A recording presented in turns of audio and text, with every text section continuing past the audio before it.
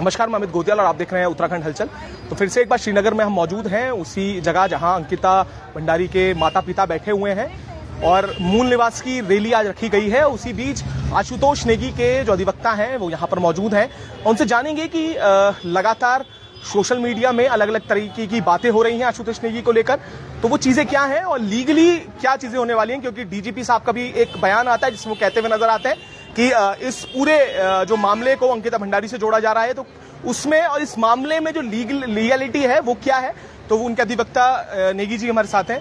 Sir, मैं एक बात आपसे जानना चाहूंगा, सोशल मीडिया में अलग अलग तरीके की बातें हो रही हैं, SC/ST का जो पूरा आपने पढ़ा है केस, उसे देखकर क्या आपको लगता है, और ये जो धाराएं बढ़ाई गई हैं लगातार, उस पर आप क्या कहेंगे? On the face of it जो एलिगेशंस हैं FIR में, एडमिटेडली वो घटना 1.5 साल पुरानी होना बता रहे हैं। और जो मेरे नॉलेज में है, जो हमने पिटीशन फाइल भी किया हाई कोर्ट में, 1.5 साल पहले इस घटना के इन सारे एलिगेशंस की जांच हो चुकी है।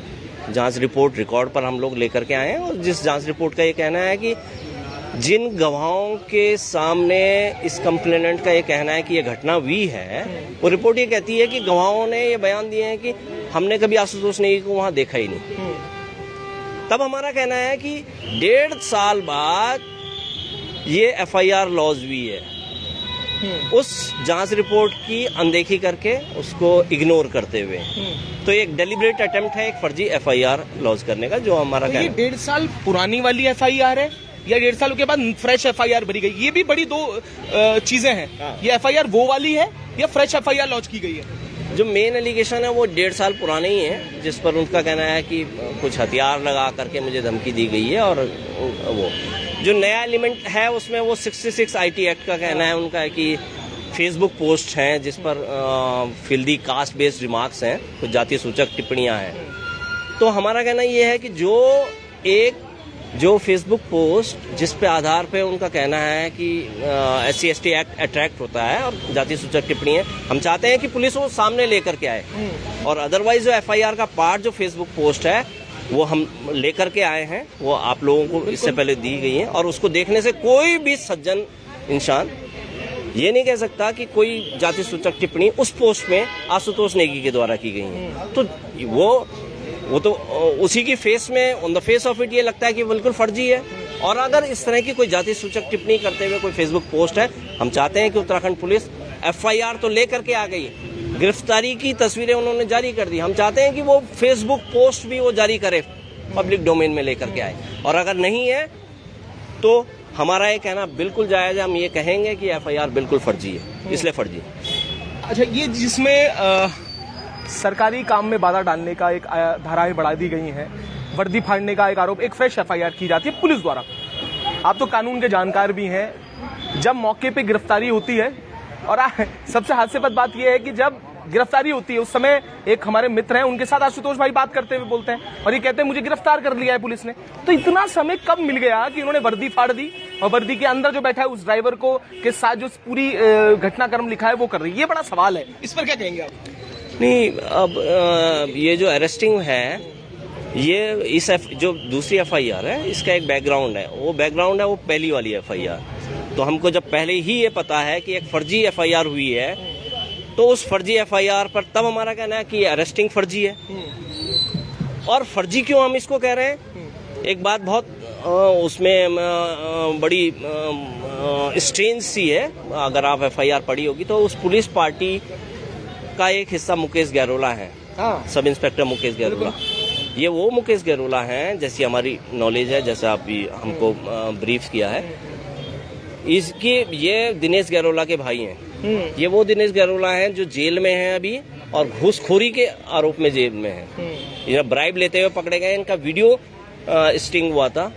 और उस पूरे केस में आशुतोष नेगी कंप्लेनेंट है। तो क्या मुकेश गैरोला अपनी भाई की उस इलीगल उस पर जो अरेस्टिंग उनके भाई की हुई है, उसको पर्सनल ग्रज निकाल रहे हैं इस अरेस्टिंग में? क्यों है वो उस पुलिस पार्टी का हिस्सा जो अरेस्टिंग करी है, पर्टिकुलरली तब जब उनकी पोस्टिंग यहाँ इस थाने में नहीं है?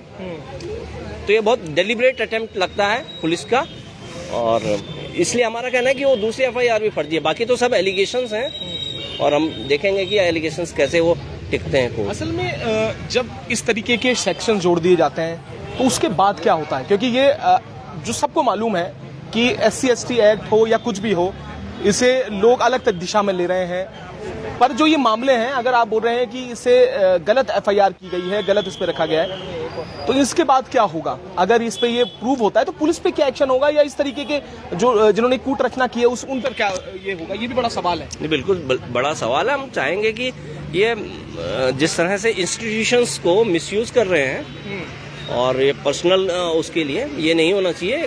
हेल्दी और थ्राइविंग डेमोक्रेसी में बहुत अच्छा एग्जाम्पल सेटअप नहीं कर रहे हैं सोसाइटी के सामने, और ये सब कुछ करके खुद एक्सपोज हो रहे हैं। और हम इस लड़ाई को तो लड़ेंगे ही, और लड़ते लड़ते हम अपने सवालों को भी मुखर करेंगे। और दूसरी जो बात है, जो इनकी मंशा नजर आती है, वो साफ है।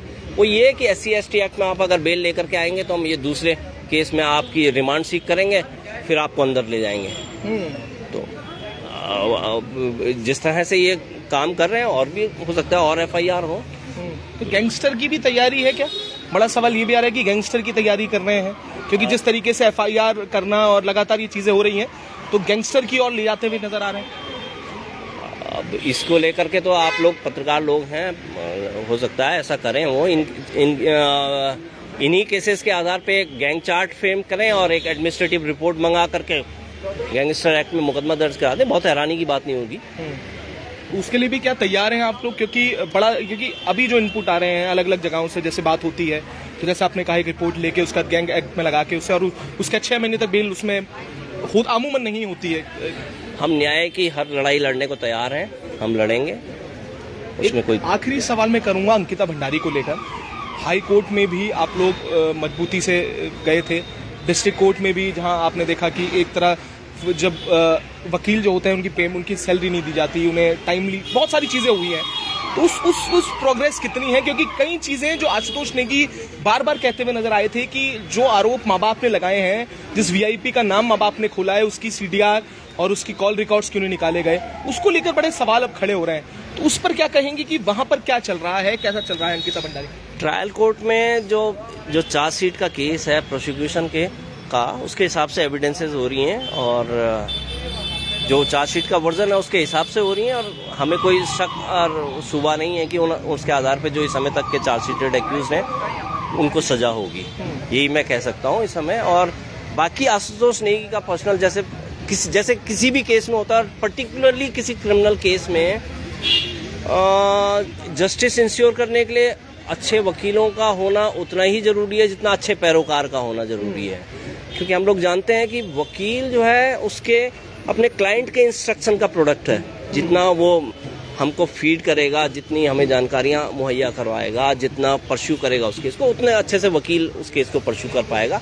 हमें उम्मीद है कि जल्दी से इस केस का जो पैरोकार है वो उसको हम बाहर लाने में सफल होंगे, और इस केस को हम इसके एक लॉजिकल कंक्लूजन तक ले जाएंगे, इसको कन्विक्शन करा पाएंगे अच्छी तरह। यही है। तो ये आशुतोष नेगी जी के वकील भी हैं, और अंकिता भंडारी जो मामला है उसको लगातार न्यायालय में जिस तरीके से पूरी जो लीगल एडवाइस है वो नेगी जी ही कर रहे हैं यहाँ पर। और पीछे अभी जिस तरीके से बताया SC/ST एक्ट को लेकर, और जो बात बताई है कि पूरी जो FIR है वो किस तरीके से अब न्यायालय में जानी है, बेल कब होगी ये भी बड़ा समय है। क्योंकि एक ये भी आ रही है कि बेल एप्लीकेशन, क्योंकि जो DJ हैं वो छुट्टी पर इस समय शायद है, तो क्या 13 तारीख को जब वो आएंगे, 13 तारीख को शायद 13 तारीख को डेट फिक्स है, और हम होप करते हैं कि उस दिन हियरिंग होगी। लोअर कोर्ट के जो हमारे काउंसिल्स हैं, मित्र हैं, उसे परस्यू करेंगे अच्छे से।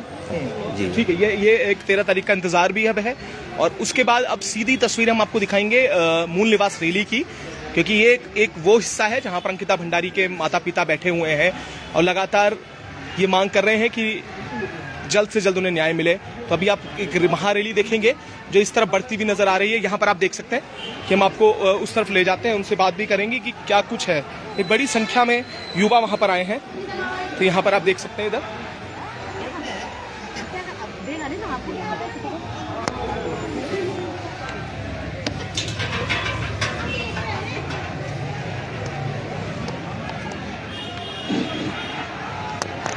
तो यहाँ पर आप देख सकते हैं कि महारैली जो है मूल निवास की वो यहाँ पर आ रही है और यहाँ पर देख सकते हैं कुछ नहीं को रिहा करने के नारे भी लग रहे हैं।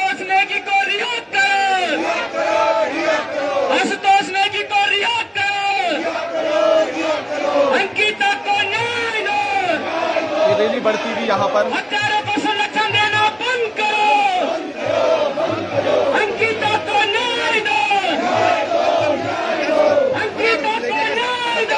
देख सकते हैं कि बड़ी संख्या में जो युवा हैं वो यहाँ पर बढ़ रहे हैं।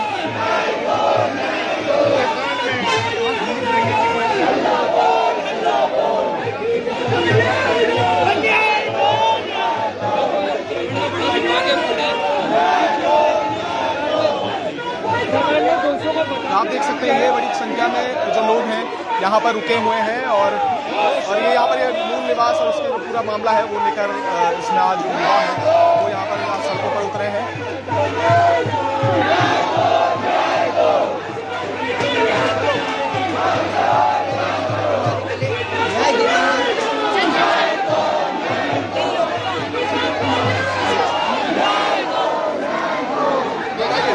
आप देख सकते हैं ये जो महारैली है वो बढ़ती हुई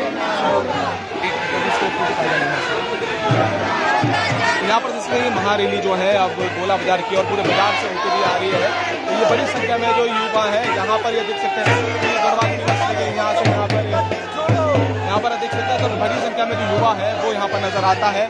महिलाएं हैं जो लगातार ये बात कह रही हैं कि न्याय मिलना चाहिए। यहाँ पर आप देख सकते हैं कि एक बड़ी संख्या में जो मैं आपको बात कह रहा हूँ इसे शेयर भी आप जरूर करिएगा जिससे जो ये आवाज़ है अलग अलग जगहों में हुई। उसके बाद आपने देखा कोटद्वार के बाद अब श्रीनगर में जो महारैली है उसका आयोजन किया गया है और यहाँ पर भी किस तरीके से युवाओं की संख्या है वो यहाँ पर नजर आती है।